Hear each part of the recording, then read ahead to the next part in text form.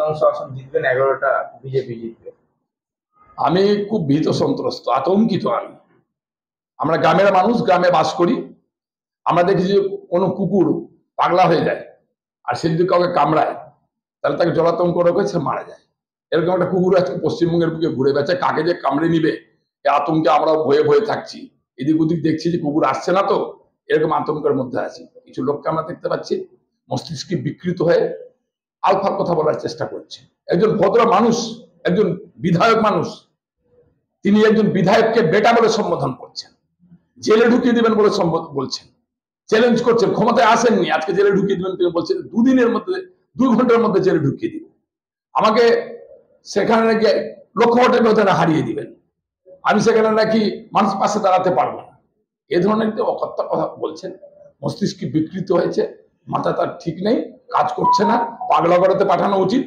আমি ওর ফ্যামিলিকে অনুরোধ করব, যদি আপনাদের কাছে টাকা না থাকে, দিদির স্বাস্থ্যসাথীর কার্ড আছে, আমরা দিদিকে অনুরোধ করবো, দিদি স্বাস্থ্যসাথী কার্ডে আর একটু টাকা ওর জন্য বাড়িয়ে দিন, যাতে ওকে পাগলা করাতে মাথাটা ভালো করে নিয়ে আসে, যাতে পশ্চিমবঙ্গের মানুষ আমরা বাঁচতে পারি কমসে কম। মানে এরকম পাগলার কাছ থেকে বেঁচে সুস্থভাবে দীর্ঘদিনে যে আমাদের ইতিহাস, আমাদের যে সংস্কৃতি, বাঙালিদের এখানে হিন্দু নয়, এখানে মুসলিম নয়, আমরা বাঙালি একসাথে বাস করি, যাকে ইচ্ছা তাকে ভোট দিয়ে আমরা সেই ক্ষেত্রে দাঁড়িয়ে দিদি ওকে পাগলা করাতে পাঠান, আর স্বাস্থ্যসাথী পরিষেবা দিয়ে তাকে সুস্থ করে নিয়ে আসুন। আরেকটা কথা উনি বলেছেন, আমি শুনেছি, ওনার বাইকটা শুনছিলাম, ভাষণটা।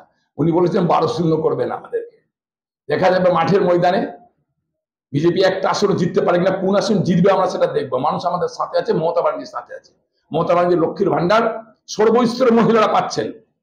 বিজেপি নয়, তৃণমূল নয়, কংগ্রেস নয়, সিপিএম নয়, সর্বস্তরের মহিলারা পাচ্ছেন। তারা কোমর কষে তৈরি আছেন মমতা ব্যানার্জিকে পুনরায় মুখ্যমন্ত্রী হিসেবে দেখার জন্য। তাই তারা বিজেপি ছুড়ে ফেলে দিবেন 2026 সালের নির্বাচনে।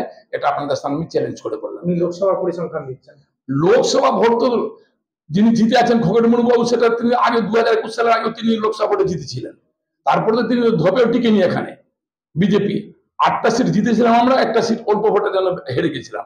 কাজে যেখান থেকে দাঁড়িয়ে ভাষণটা দিলেন, সেখানে 30 থেকে 35,000 ভোটে তৃণমূল কংগ্রেস তাদেরকে হারাবে, এটা চ্যালেঞ্জ করে বললাম। আর বলছেন যে রহিম বক্সি আমার দরজা খুলতো গাড়ির। উনি বলছেন যে রহিম বক্সি দরজা খুলতো, ওনার আন্দাজই নাই যে ওনার বয়স আমার চাইতে অনেক ছোট, উনি রাজনীতিতে আমার চাইতে অনেক ছোট। ছাত্র রাজনীতি করা রহিম বক্সি, মাঠে মাঠে লড়াই করে আন্দোলন করে মানুষের পাশে থাকা রহিম বক্সি, ওই রকম একজন মানুষ যার কথা বলার কোনো নেই। দিদির দৌলতে ও মন্ত্রী হয়ে গেছিল, নিজেকে নায়ক ভাবছিল। দিদি যখন লাঠি মেরে বের করে দিয়েছেন, আজকে যেখানে সেখানে হন্য হন্য করে ঘুরে বেড়াচ্ছে, জাতপাতের কথা তুলে পশ্চিমবঙ্গটাও শান্ত করার চেষ্টা করছে। ওর দরজা খুলতে যাবে রহিম বক্সি? রহিম বক্সির রাজনীতি ইতিহাস ওর জানা আছে? রহিম বক্সি সমর্থক জানুক, তারপরে এগুলো বক্তব্য মানুষের সামনে বলুক।